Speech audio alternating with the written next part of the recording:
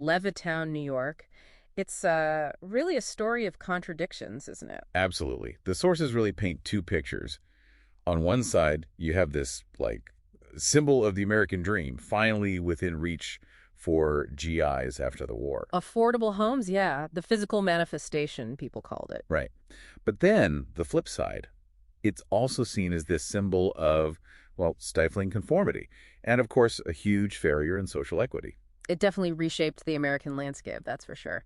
So before we get into the houses themselves, what was there before? How did this huge tract of land even become available for such a massive project? Well, it's interesting. People often skip over the land's own history. It was mostly prime Long Island potato farm. Potato farms, okay. Yeah, big ones. But it also had this other layer. It used to host the Vanderbilt Cup races. Oh, wow, the old car races. Exactly, which kind of inadvertently meant there was an early automotive infrastructure already nearby, roads and such. Okay. But potato farms, what made them sell? Ah, that's the crucial bit. It wasn't just economics. It was biological.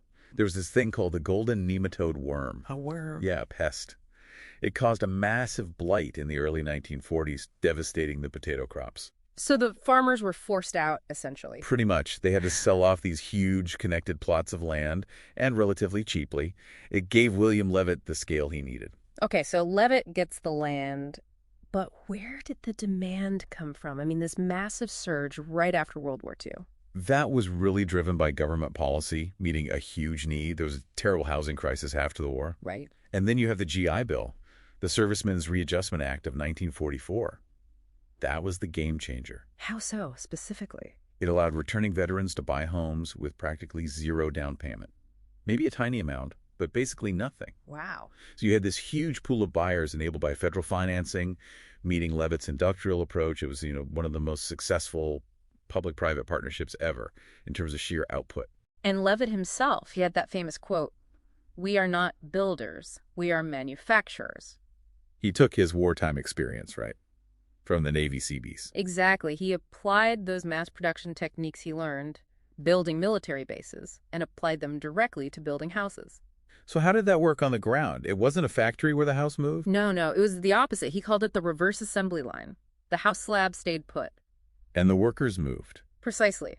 Highly specialized teams. One team just did foundations, another just framing, another roofing, painting, just moving from lot to lot to lot. How many steps were involved? I think the sources mention 26 or 27 distinct steps. Each team did their one job, then moved to the next house site. The speed must have been unbelievable. Oh, it was revolutionary. At their peak, they were finishing a whole house, every 16 minutes. 16 minutes? That's hard to even picture. Yeah, by summer 1948, they were hitting something like 30 houses a day. How did they even manage the supplies for that kind of pace? Vertical integration. That was Levitt's other genius move.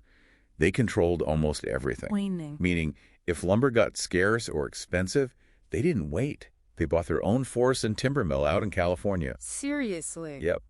And when nails were hard to get, they built their own nail factory. It gave them total control over supply and, crucially, kept the final cost down. Okay, so the houses go up at this incredible speed. Let's talk about the life inside Levittown. It wasn't just about shelter, was it? Levitt was selling a whole lifestyle. Definitely. It was a planned community in every sense. They built in amenities, 9 swimming pools, 7 walkable village greens with shops. But also very tight controls, right? The famous covenants. Oh, absolutely. Really strict rules. They had to mow your lawn every week. No fences allowed between properties. Right. And regulations about laundry. You couldn't just hang it out whenever. Only on portable umbrella-style racks, and never on weekends or holidays. Trying to maintain that uniform look. Exactly. But that push for uniformity had a much darker side. The most damaging rule by far was Clause 25 in the original leases. That's the racial exclusion clause? Yes. It explicitly restricted occupancy to members of the Caucasian race. No ambiguity there. And the impact was devastating. The sources state that by 1960, out of 82,000 residents in Levittown, there were 0 Black residents. 0.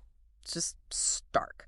A community built on fulfilling the American dream, funded in part by the GI Bill for veterans, but actively barring Black veterans who served in the same war. It's the central paradox, the tragedy of Levittown. Right. That history of deliberate exclusion is undeniable. But here's something interesting the sources also point out. Despite this design for complete uniformity, this sort of cookie-cutter environment. Did people actually conform? Well, not entirely. It turns out Levittown became something of an incubator for creativity, which is counterintuitive. Who came out of there? You had Billy Joel growing up there, Mo Tucker, the drummer for the Velvet Underground, Bill Griffith, the cartoonist who created Zippy the Pinhead. Huh. So maybe the critics focusing only on the stifling conformity missed something. Perhaps the real legacy isn't the intended conformity, but how the residents adapted within it, or even pushed against it. And, maybe the key to that adaptability was actually built into the houses from the start, almost by accident. What do you mean? One simple feature: the unfinished attic. The attic. How is that the key? Think about it.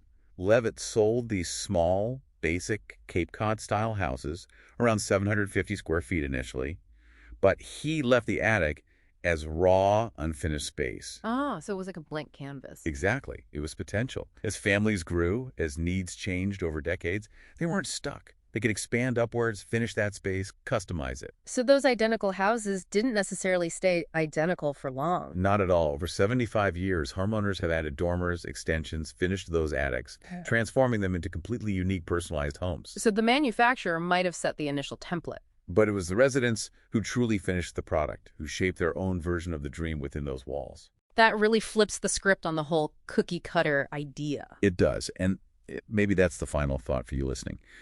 When you look at systems or structures, even houses, ask yourself, where's the unfinished space? Where's the room left for people to adapt and evolve? Because often that's where the real innovation, the real life happens. Not in the perfect finished plan, but in the potential left open.